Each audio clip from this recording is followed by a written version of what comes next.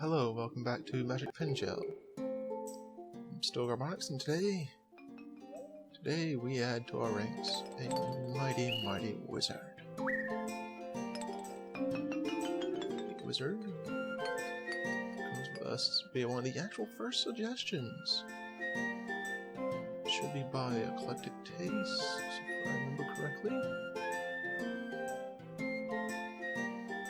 Yes, Eclectic Taste. At the same time, he mentioned the Slender Man Doodle, which we have did in the past. He asked for possibly a wizard. We're getting around to that finally, because with the soft part, we can get the beard and the hat to be correct.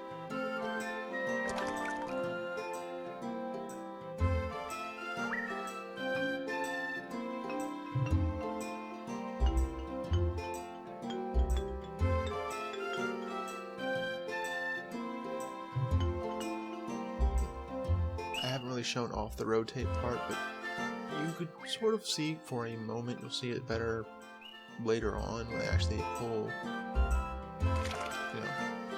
Sonic out to use him, that the extra bits I've added on the Sonic, which they're supposed to be Chaos Emeralds, they're supposed to kind of just sit there and float and rotate around. It worked out kind of like I wanted.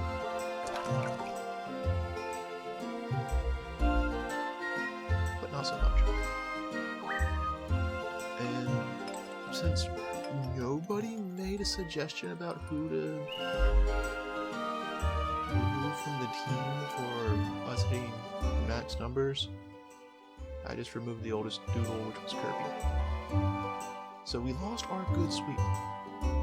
Our surefire, always gonna sweep for us, sadly. But we could add this awesome wizard in his place.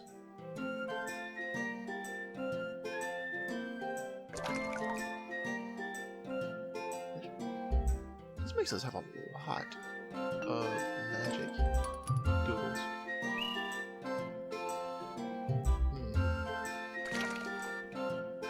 Hopefully that doesn't come back and cause too much trouble. And I say that mainly because Magic Doodles have the lowest amount of HP between all doodles. They make up for that with the spell repertoire that they're supposed to have. But at the same point, the status effects don't work 100% of the time.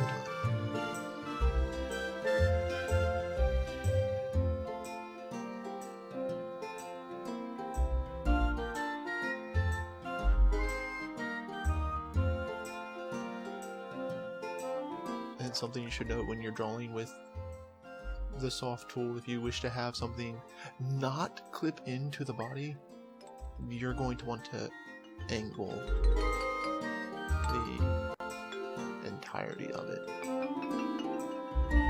So, essentially, if you were trying to draw a cape, you wouldn't draw the cape straight on the person.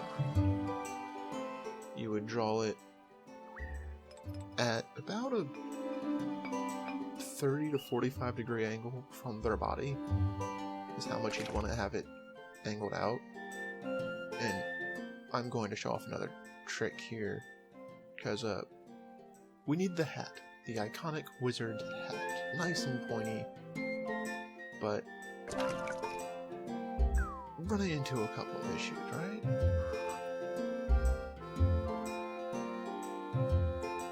Don't have enough clearance just to draw a straight, just from the front type thing. So the trick, draw an attachment spot.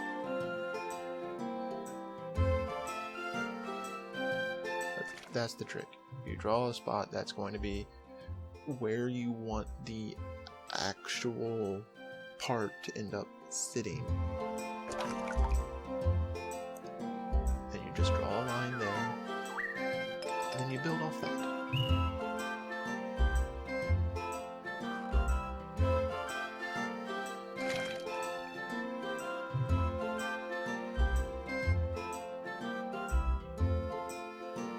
so as many people have said in the thread, they have either played the game and couldn't get into it because actually getting things to draw as you want them to, it takes time. It takes quite a bit of time. The main reason I wouldn't say skilled, but am decent at it is because I actually owned and played this game when it came out.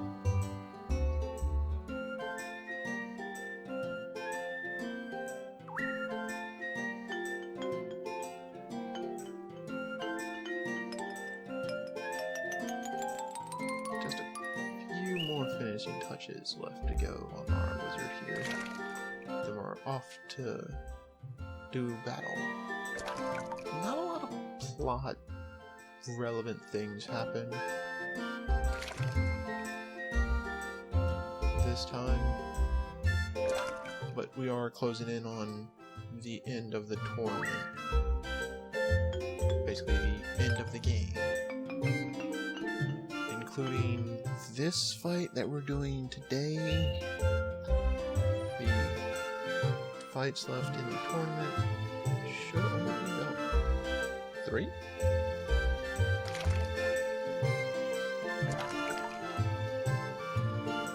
Yes. 3 fights left in the tournament.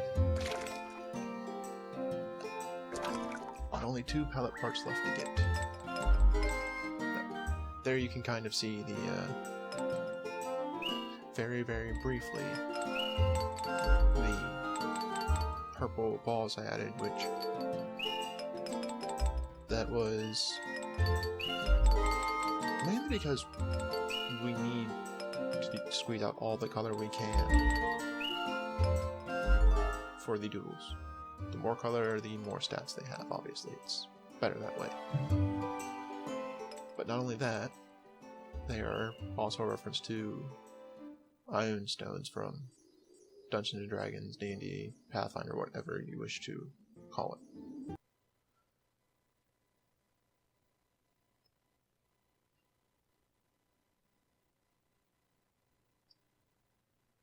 Here we are.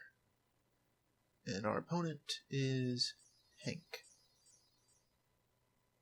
Actually, our opponents have had kind of bland names for a while. Like, besides, so we had Pepe and Dinka for our first 2. We've almost beat everybody in town that's normally in town. If we count all the people that have been defeated off screen, we've beaten everybody in town. Hey you, watch and learn. And let me tell you this. Hank is a difficult opponent. Get out there. And the main reason he's a difficult opponent? Hamclaw here. I hate to do this. He's a magic doodle with over 200 HP. And really, That was nice. really good defense stats.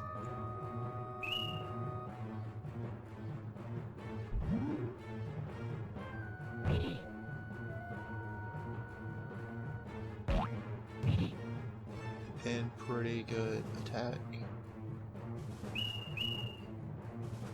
Needless to say, Hamclaw is kind of the toughest part of the fight with Hank.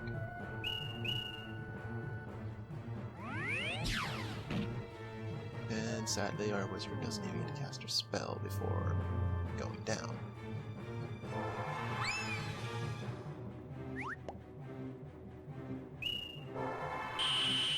But we have Sonic. And you can better see the rotation here. Keep fighting. Go, go! since they were meant to kind of just sit floating in the air, the fact they went and some of them got caught around another one of the emeralds themselves and began spinning. Which actually leads to the fact that when you have more things rotating around the same object, they spin faster.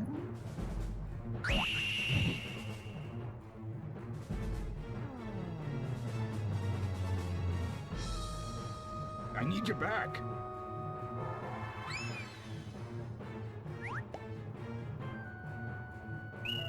Get out there.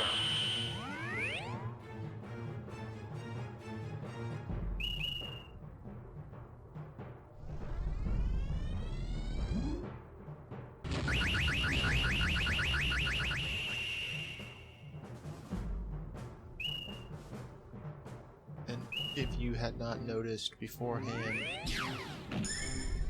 the opponent's doodles can actually be bought. You can buy the doodles you defeat in the actual tournament, and if you duel somebody from the various vendors in town.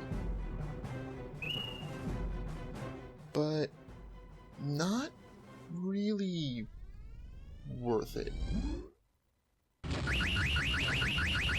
At least to me. It's not worth it. Because going and essentially buying the doodles that you defeated, when you can make your own doodles that beat them better, is a bit counterintuitive. Keep fighting. Go, go!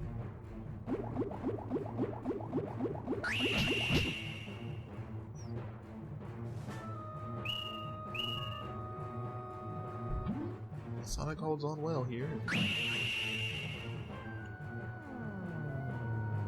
Takes out Botch. I need you back. I don't know how to pronounce that name. I would have never expected this.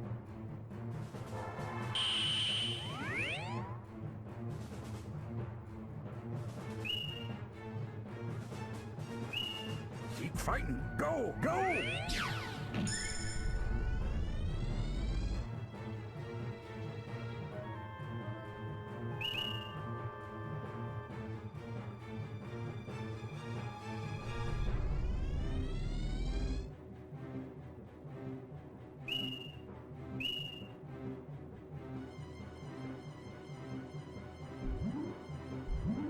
There's one thing you have to remember about Sonic, and that's the fact that he's fast. So, that and we got really lucky to basically get priority of our opponent. Hey, kid. I'm impressed with your skills.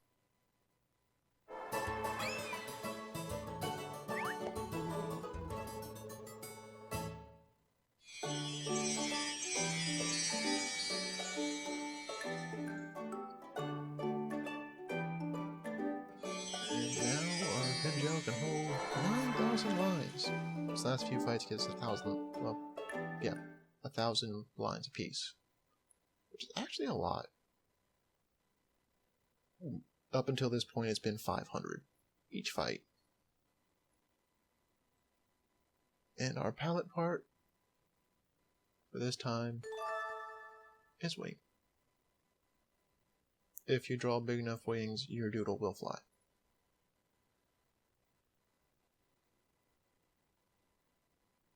But next time, join our ranks.